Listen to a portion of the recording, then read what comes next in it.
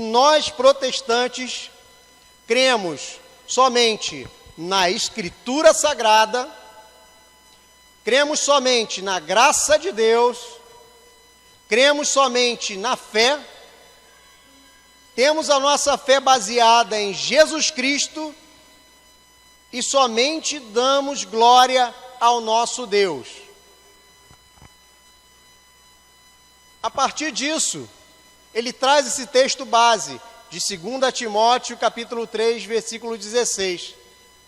Porque afirma categoricamente, e eu sempre trago esse texto aqui, né? Que toda a Escritura é inspirada por Deus e útil para o ensino. Então a reforma protestante, ela já começou de uma forma assim espetacular. Já começou colocando a palavra de Deus em primeiro lugar. Já começou colocando o estudo em primeiro lugar. Porque para nós conhecermos a palavra de Deus, nós precisamos estudar. E o que acontecia no século XVI é que as pessoas, os cristãos, não tinham acesso à palavra de Deus. A Bíblia, até aquele momento, era ela escrita em latim, que era uma língua morta, em que poucas pessoas tinham acesso. Então a reforma protestante, ela veio no momento em que a impressão começou a ser feita. O primeiro livro impresso por Gutenberg foi a Bíblia.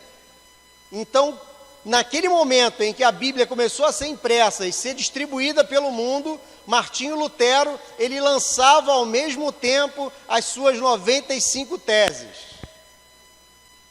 A segunda conclusão que Martinho Lutero chega é que nós cristãos vivemos somente pela graça. E isso aqui é interessante, porque hoje em dia nós vemos que há muitos ramos da igreja evangélica aqui no Brasil que esqueceram dessa característica aqui. E em Efésios 2, a partir do versículo 8, diz assim: pois vocês são salvos pela graça, por meio da fé. E isso não vem de vocês, é dom de Deus, não por obras, para que ninguém se glorie. Então, lá em 1517, no advento da Reforma Protestante, eles chegaram à conclusão que a salvação, ela vem pela fé, é um dom de Deus. Ou seja, não adianta você fazer penitência, não adianta você subir monte, não adianta você fazer um monte de coisas que dizem para você aí que você tem que fazer, que isso não te levará à salvação. A salvação, ela vem pela fé, não por obras, para que ninguém se glorie. É um dom de Deus. Então é a segunda regra de fé e prática do cristão, é saber que nós somos salvos pela graça de Deus, pelo favor imerecido. Se você me perguntar o que eu fiz para ser salvo, eu não fiz nada, porque eu não mereço. Deus, ele salva de graça, mediante a nossa fé. Então ninguém pode fazer nada, ninguém pode acrescentar um fio de cabelo na sua própria cabeça, nada.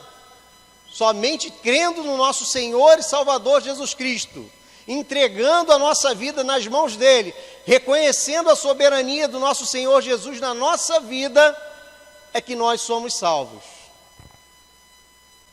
A terceira característica que eles chegaram à conclusão de que o cristão protestante, o cristão renovado, naquele momento, ele precisava era viver somente pela fé.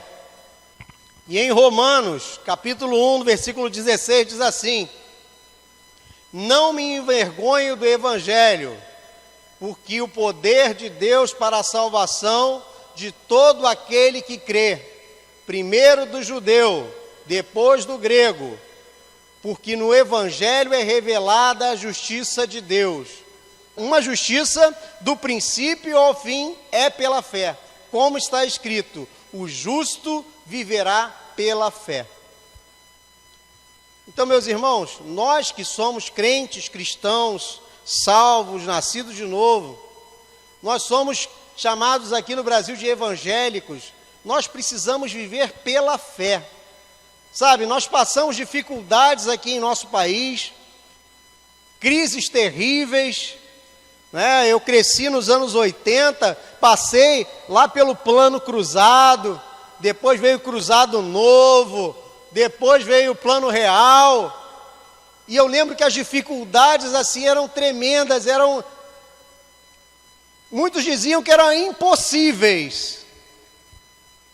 Mas já naquela época, minha mãe era cristã, e eu lembro da minha mãe orando, pedindo ao nosso Deus a provisão. Eu lembro da minha mãe falando com Deus, e nunca faltou nada. Claro, as dificuldades aconteciam, as lutas aconteciam, mas o nosso Deus, Ele sempre deu provisão na nossa vida. Nós tínhamos casa para morar, nós tínhamos alimentos, nós tínhamos saúde, não vivíamos uma vida magnífica, esplendorosa, mas nosso Deus, Ele não deixa faltar nada para cada um de nós, principalmente a nossa saúde. O nosso Deus cuida de nós, porque nós tendo saúde, nós conseguimos trabalhar, nós conseguimos batalhar, nós conseguimos caminhar na presença de Deus, nós conseguimos fazer a obra. Então, meus irmãos, o justo, ele vive pela fé. Eu sei que vai ter dia difícil, eu sei que vai ter dia complicado, mas se você colocar a sua fé em Cristo Jesus, tenha certeza, Ele é contigo.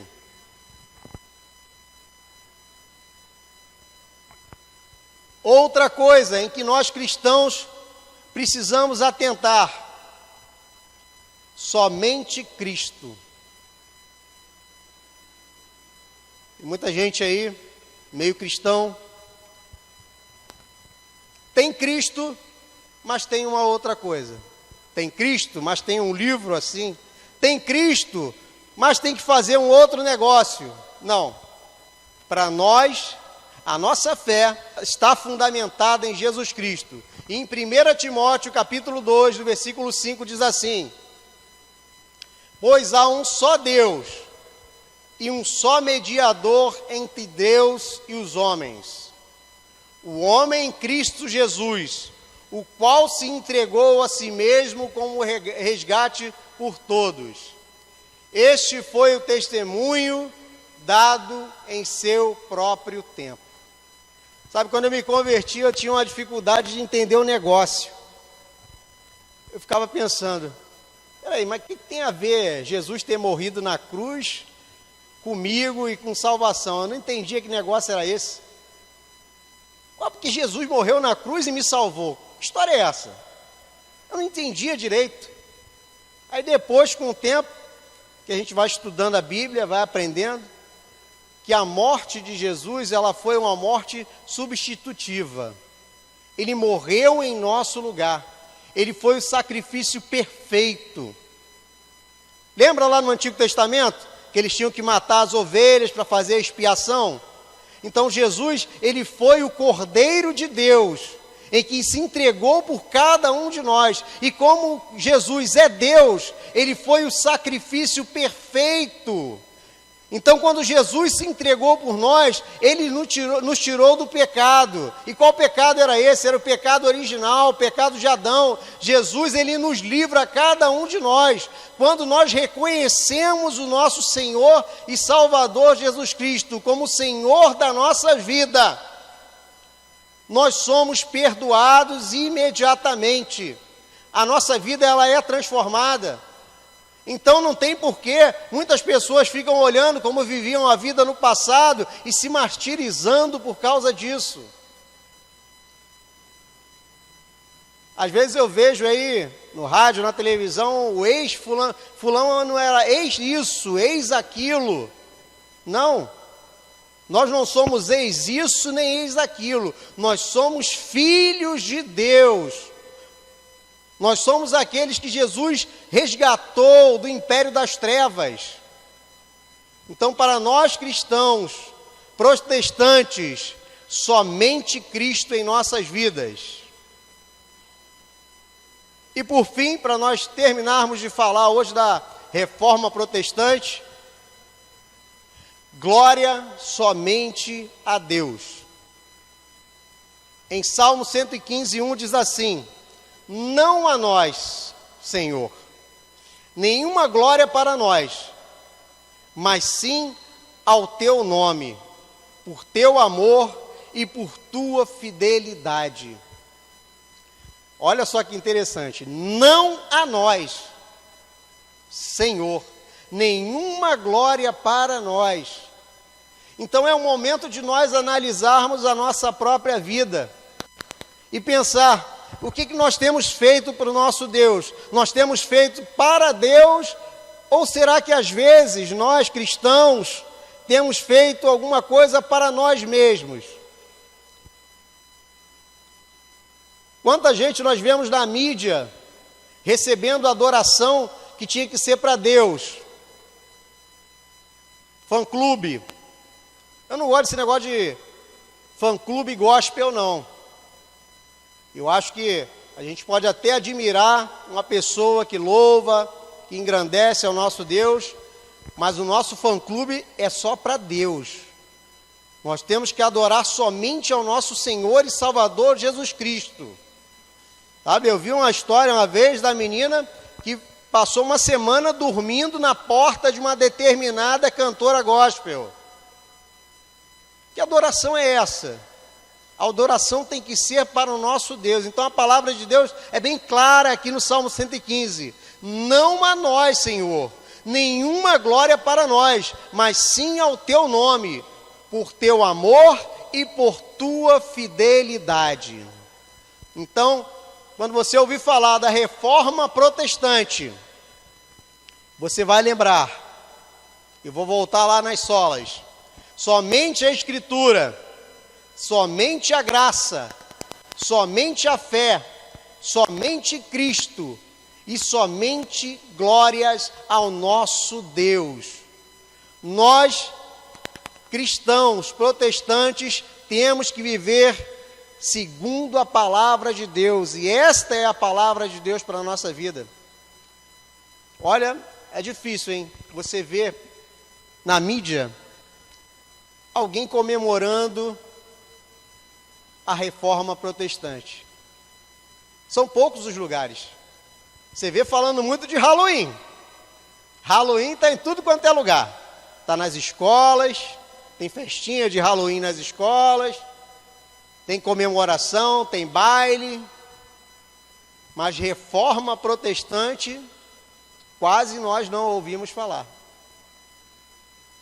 Quase não ouvimos falar. Então é importante nós lembrarmos desse dia. É importante nós sabermos como a igreja cristã evangélica, ela surgiu, da onde ela veio, como apareceu, o porquê das teses de Martinho Lutero. Por que aquele sujeito lá, que era da igreja romana, ele escreveu essas 95 teses? Então, quando você chegar em casa, abre lá o seu computador, coloca no Google, procura direitinho lá sobre a Reforma Protestante, dá uma pesquisada boa lá, você vai ver que tudo isso aqui que eu falei é só uma coisinha assim, ó, bem pequenininha, do que representa a Reforma Protestante na nossa vida. Então procura lá, amém? Então vamos à mensagem de hoje. Os 5 grupos de seguidores de Jesus. Primeiro grupo era formado pelas multidões. Em Mateus capítulo 4, versículo 25, diz assim: e seguia-o uma grande multidão da Galileia, de Decápolis, de Jerusalém, da Judéia e de além do Jordão. Então Jesus, ele veio para levar a palavra de Deus, para resgatar as ovelhas perdidas de Israel, como no texto nós lemos ali, primeiro para o de Israel, depois para o grego. Jesus, ele levava a palavra de Deus, mas Jesus era uma coisa interessante, o que Jesus fazia? Jesus, ele caminhava. E eu li um estudo que falava que Jesus caminhava a 4 metros por segundo. E 4 metros por segundo não é devagar, não. Então, quem queria seguir a Jesus tinha que ter a canelinha afiada para poder seguir a Jesus a 4 metros por segundo. E ele ia caminhando. Naquela época não tinha ônibus, não tinha carro, não tinha nada, né? Jesus caminhava. A Bíblia sempre fala que ele caminhava, né? São poucas as vezes que Jesus estava montado em alguma coisa. E ele ia caminhando. E diz aqui que o seguia uma grande multidão. Olha só. E Jesus foi da Galiléia, de Decápolis, de Jerusalém, da Judéia e além do Jordão. E ia aquela grande multidão atrás de Jesus. Mas diz assim na folhinha: durante os 3 anos e meio do ministério de Jesus, foi seguido por uma grande multidão, e as principais características dos seguidores de Jesus eram estas: pessoas que iam porque todos iam, ou seja, pessoas que não tinham qualquer compromisso. Ah, Jesus está passando, aí está uma muvuca atrás de Jesus, vamos lá também. Esse era o primeiro tipo de pessoa que ia atrás de Jesus. Pessoas que não tinham compromisso nenhum. Simplesmente iam atrás de Jesus porque, minha cidadezinha é pequena, bom pastor, está passando ali, está passando lá na estrada Belfor Roxo, uma carreata, eu vou lá, é festa. O primeiro tipo de pessoa que seguia Jesus era esse. Era a pessoa que não sabia o que estava acontecendo, ia lá porque viu uma muvuca, viu uma multidão, e vamos atrás de Jesus. Aí diz aqui também na folhinha: pessoas que só o buscavam pelos milagres que fazia. Era a segunda característica das pessoas que estavam no meio da multidão. Vamos lá, eu ouvi falar que Jesus faz milagre. Vamos lá para ver se a gente consegue alguma coisa, né? Igual a pessoa que vai atrás de político, né? Vamos lá, vamos ver se o vereador arruma alguma coisa. Esse era outro tipo de pessoa que ia atrás de Jesus. E da mesma forma que na folhinha diz que outras pessoas também eram interesseiras, né? Assim como aquelas que iam atrás de milagres, elas iam por outros interesses. Pessoas que não assumiam publicamente que eram os seus seguidores. Esse é o primeiro grupo de pessoas que andavam atrás de Jesus no meio da multidão. Eram pessoas descompromissadas. Eram aqueles que iam pela farra, pela festa. Vamos lá, de repente Jesus multiplica um pão, Jesus vai distribuir um peixinho, vai distribuir um vinho, vamos lá. A gente não tem nada para fazer mesmo.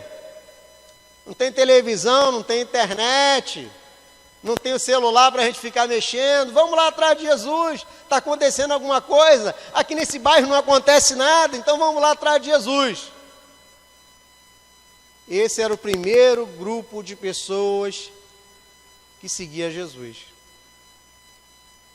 Eu sei que aqui hoje, posso dizer isso, não tem ninguém dessa forma. Todos nós somos aqui filhos de Deus, aqueles que têm compromisso com Deus, aqueles que estão buscando ao nosso Deus, que estão orando, que estão clamando. Sabe, mas há muitas pessoas por aí, enchendo muitas igrejas, que não querem o compromisso. Vamos lá, vamos para a igreja lá, que aquela igreja distribui cesta básica. Vamos lá, porque aquela igreja tem ação social forte. Vamos lá para a gente conseguir alguma coisa. Mas a Bíblia diz aqui que é somente uma grande multidão. São pessoas que não têm compromisso com Deus. Simplesmente entram nas igrejas buscando algum favor, alguma coisa. O pastor sempre comenta aqui, né, das pessoas que aparecem na porta, e a igreja que eu era de porta para a rua. Então, sempre aparecia alguém lá inventando alguma história. Algumas a gente via que era verdade mesmo, mas muitas a gente já percebia logo de cara que era armação, que falava que era dinheiro para isso, dinheiro para aquilo, mas estavam de armação. Então esse é o primeiro grupo que vai atrás de Jesus. Aí na folhinha aí que você já recebeu agora, tem o segundo grupo. Aí já melhora, diz aí, que o segundo grupo era formado pelos 70 discípulos. E em Lucas 10, versículo 1, diz assim: e depois disto, designou o Senhor ainda outros 70, e mandou-os adiante da sua face, de 2 em 2, e a todas as cidades e lugares onde ele havia de ir.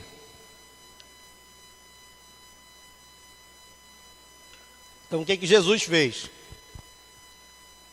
Um grupo de 70 pessoas, Jesus enviou de 2 em 2. 2 em 2. Mandou ir na frente dele, vai lá. Vai lá de 2 em 2. Vocês vão para as cidades onde eu vou chegar. Vai lá, me anuncia lá. Me anuncia. Esse é o segundo grupo de pessoas que andam atrás de Jesus. Pessoas mais compromissadas. Pessoas que estão interessadas em levar a palavra, levar o evangelho. Mas tem uma coisa na Bíblia interessante sobre essas 70 pessoas. Seus nomes não são citados. Nós não sabemos quem eram essas 70 pessoas. Ou seja, eles fizeram o que Jesus mandou. Eles foram lá, anunciaram a Jesus, levaram no caminho deles a boa nova de Cristo. Mas talvez eles tenham feito só por um ativismo. Ah, vamos lá, Jesus está mandando, a gente vai lá, vamos fazer. Vamos meter bronca, vamos levar lá.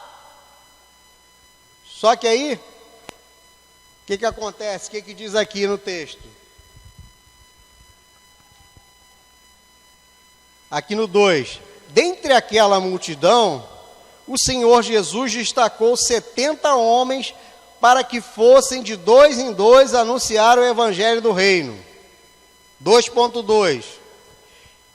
Esse grupo é o grupo dos que servem a Jesus, saem pelas praças, pelas ruas, pelas casas e anunciam o evangelho da salvação.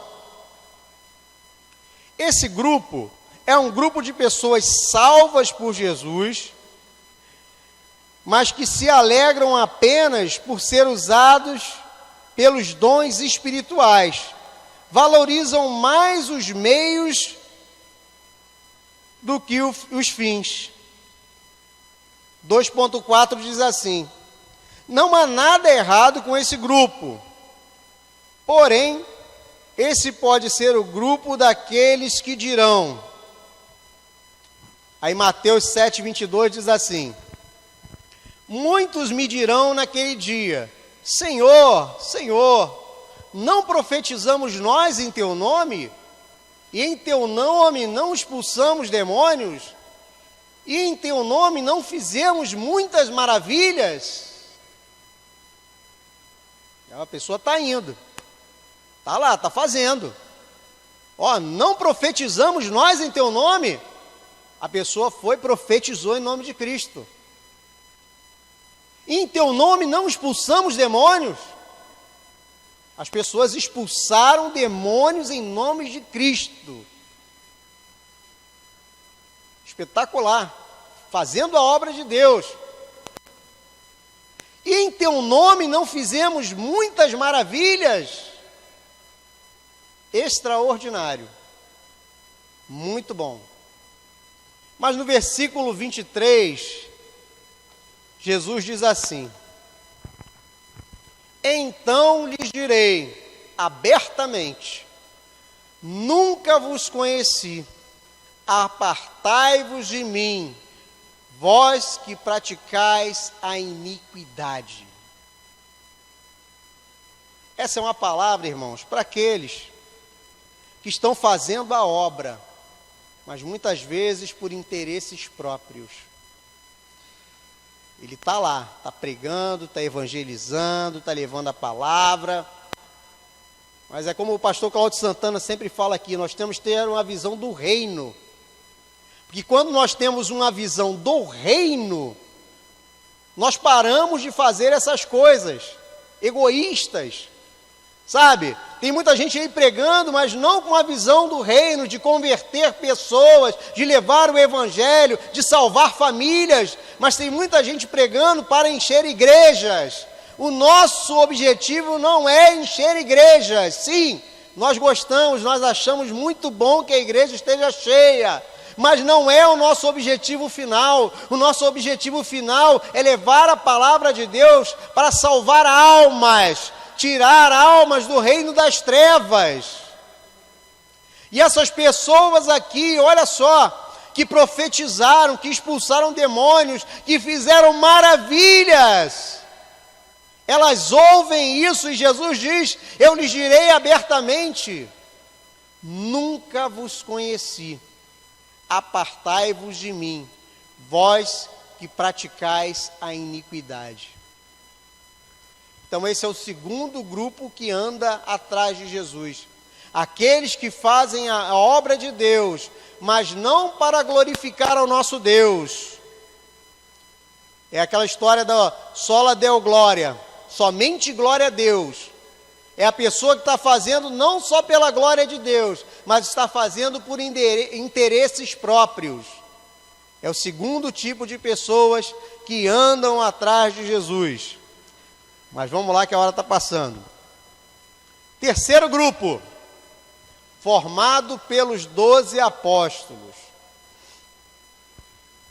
Em João capítulo 17, versículo 12, diz assim: estando eu com eles no mundo, guardava-os em teu nome.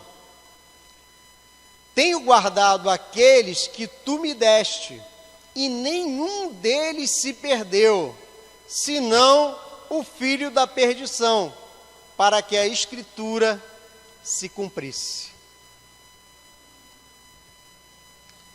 Aí diz aí na sua folhinha: quanto ao grupo anterior, nós nem sabemos quem eram, mas os membros desse grupo o Senhor chama por nome. 12 homens a quem o Senhor chamou para formar os líderes da sua obra. Este grupo foi privilegiado, tanto por ter seguido de perto a Jesus, quanto por ter contemplado todos os milagres por ele operado. Porém, não podemos nos esquecer que no meio deste havia o Judas, cujo coração não era reto perante o Senhor, e por isso se enquadrou nas características daquele que foi chamado depois de o filho da perdição. Olha só que coisa interessante, né?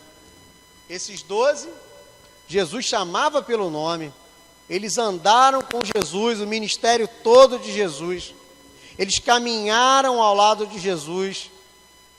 Pedro chegou a andar sobre as águas, eles viram todos os milagres que Jesus realizou, toda a provisão.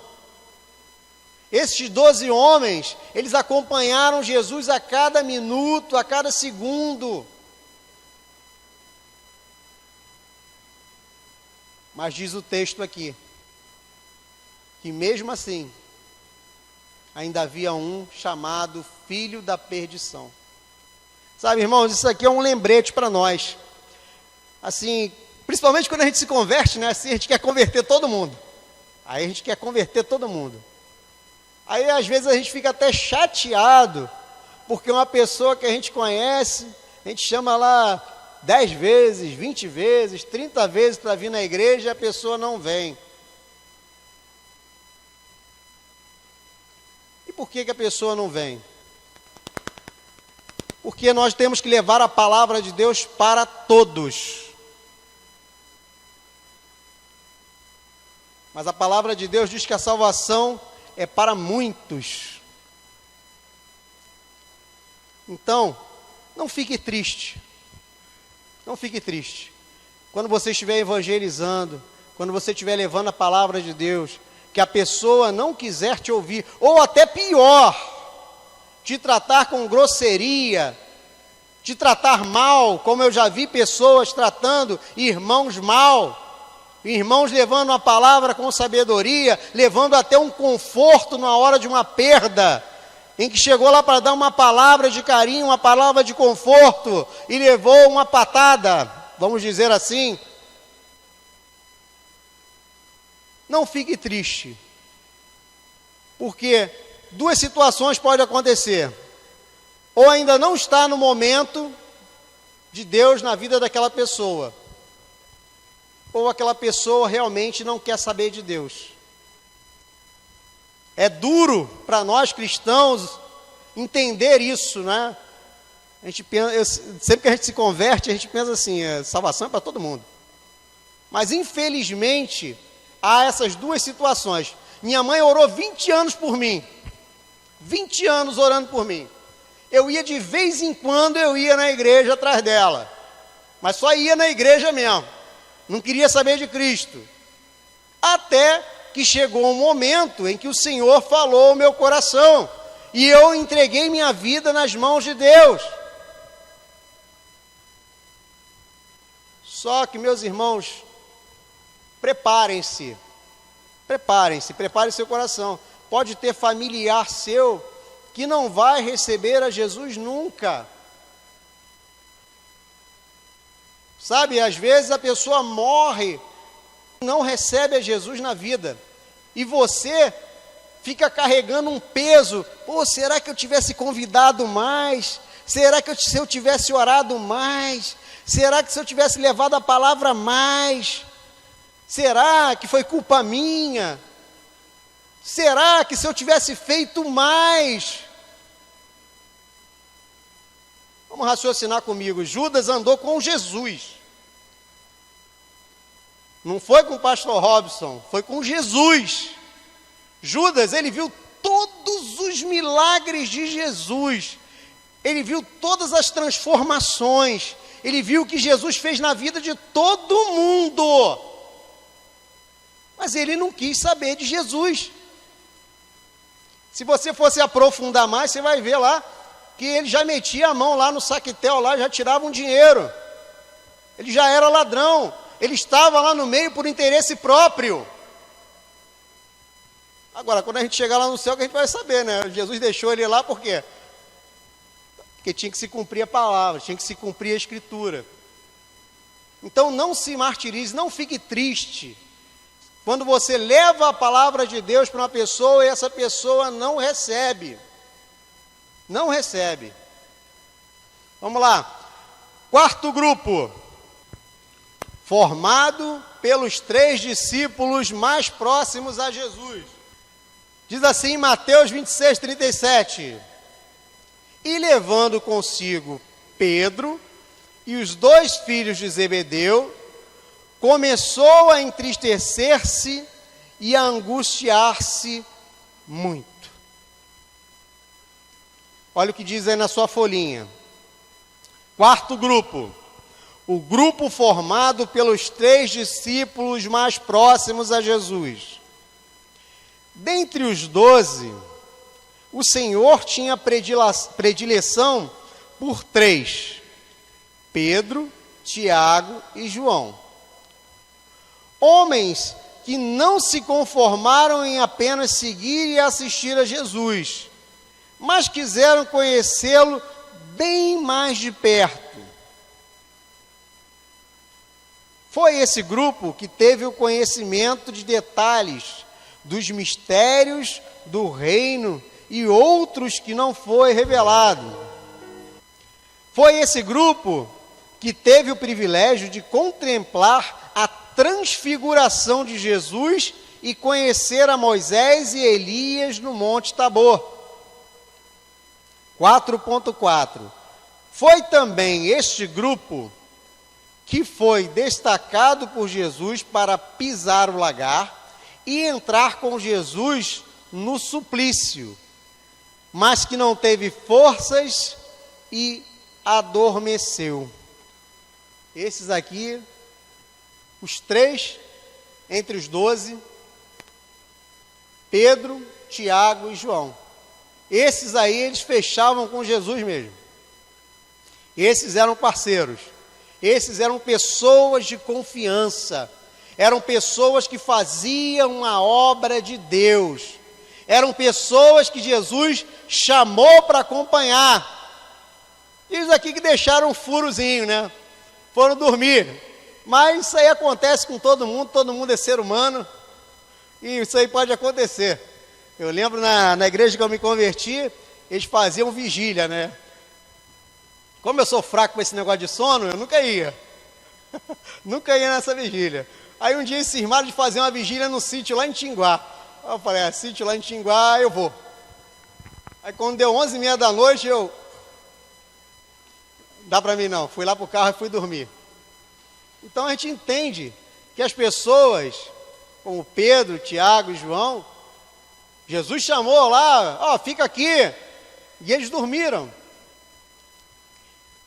Mas essas três pessoas que andavam ali juntinho com Jesus, eles faziam a obra com inteireza de coração.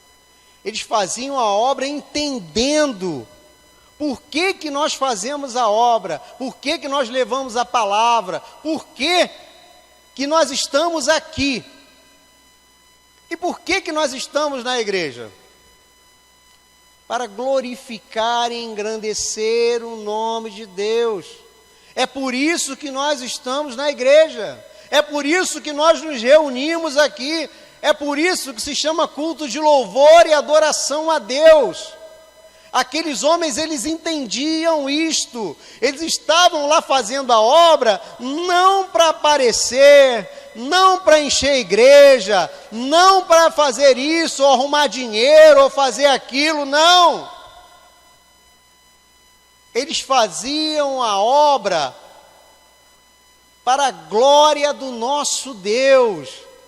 Eram os três amigões de Jesus, meus irmãos. Nós temos que ser assim também. Nós precisamos ser os amigos de Jesus, aqueles que entendem que a obra de Deus é para glorificar o seu nome. Que este lugar aqui chamado templo é um lugar de reunião dos salvos. É um lugar em que se reúne a igreja de Cristo, porque cada um de nós é uma igreja. Nós somos igreja? Sim, somos igreja. Cada um de nós é o templo do Espírito Santo. Então não importa se na sua casa, na sua família, só tem você de cristão. Você é o templo do Espírito Santo de Deus na sua família. Você vai pregar lá na sua família, você vai dar bom testemunho, você vai orar, mas vai ser para a glória de Deus. Esses três aqui, eles entendiam bem o negócio. Aí tem mais um texto aqui que diz assim, no versículo, em Mateus 26, versículo 40, diz assim: e voltando para os seus discípulos, achou-os adormecidos, e disse a Pedro: então nem uma hora pudestes velar comigo? Vigiai e orai, para que não entreis em tentação. Na verdade, o espírito está pronto, mas a carne é fraca. É Jesus que está falando, meus irmãos. Não adianta você entrar naquele ativismo, eu vou fazer. Não, faça para a glória de Deus. Sabe, a gente sabe aí de muitas denominações por aí, que tem esse ativismo, assim, eu não cito nomes, mas é segunda, terça, quarta, quinta, sexta, sábado, domingo, 2 vezes. Isso é ativismo. Aí as pessoas ficam doentes, que são obrigadas aí, principalmente as pessoas, os obreiros, né, quem trabalha na obra. Isso é ativismo. Isso não é coisa feita para a glória de Deus, mas é feita para a glória do homem. E o Senhor nosso Deus aqui, Jesus diz aqui, vigiai e orai para que não entreis em tentação. Na verdade, o espírito está pronto, mas a carne é fraca. Se a gente abusar da nossa carne, vai ter infarto. O pastor sempre fala aqui que lá no hospital, lá, de vez em quando, chega lá um jovem infartado.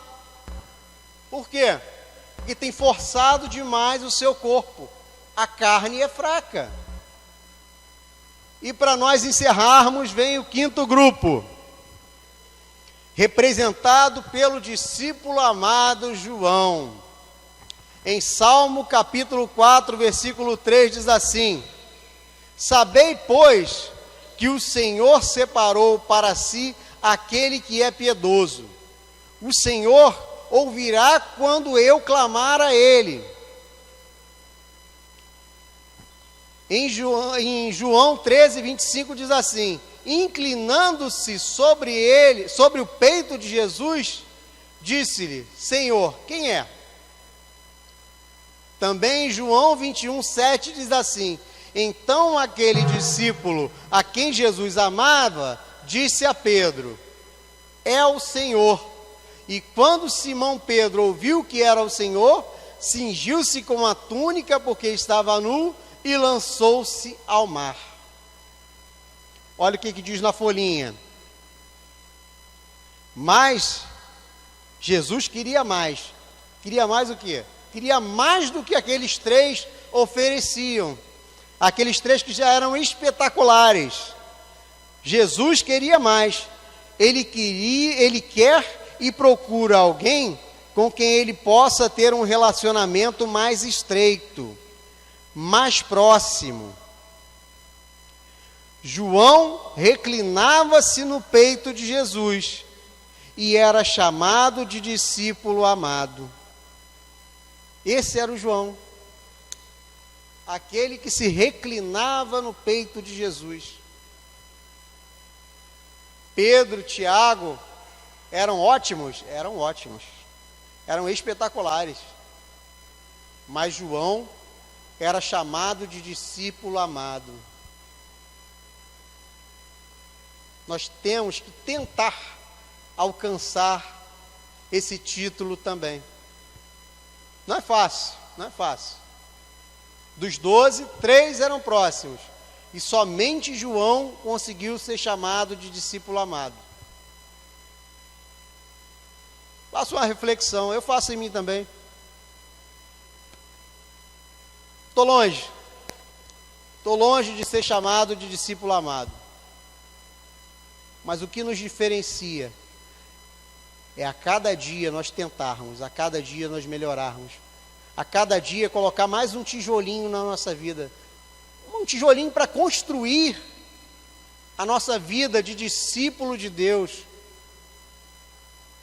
daquele que faz a obra pensando na glória de Deus, olhando o reino. Dia desse eu estava comentando com a minha esposa, né? Tem 15 anos, 16 anos da minha conversão, foi em 2002 que eu me converti. E de lá para cá, eu vi um monte de treco no meio da igreja cristã aqui no Brasil, da igreja evangélica no Brasil. Eu lembro quando eu me converti, tinha um raio de um negócio chamado G12. Um negócio que saiu entrando nas igrejas. Invenção de homem. E de lá para cá teve um monte de troço, regressão, um monte de coisa. E eu falando com a minha esposa, como eu fiquei feliz de chegar aqui nessa igreja e ver que nada disso entrou aqui nessa igreja. Sabe, eu não conhecia essa igreja. Curiosamente, 40 anos que eu moro aqui no bairro, eu nunca tinha entrado aqui nessa igreja.